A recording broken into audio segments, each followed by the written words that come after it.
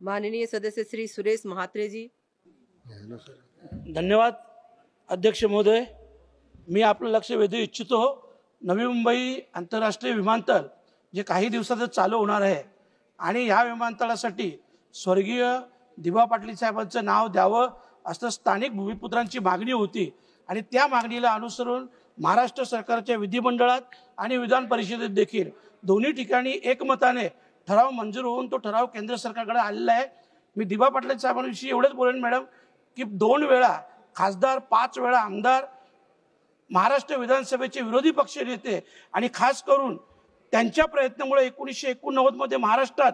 जी महिला भ्रूण हत्या प्रतिबंधक कायदा लागू झाला त्याचं समर्थन केंद्र सरकारने देखील केलं आणि 1994 मध्ये केंद्र सरकारने देखील त्या कायद्याला मान्यता दिली। 1984 मध्ये जो झाशी गावचं आंदोलन झाला सिडकोच्या विरोधात मॅडम, त्या आंदोलन देखील दिबा पाटील साहेब स्वतः जखमी होते, 5 लोक हुतात्मे झाले आणि त्यानंतर भूमीच्या बदल्यात भूमी असं 12.5% पुनर्वसन धोरण लागू करण्याची मोलाची भूमिका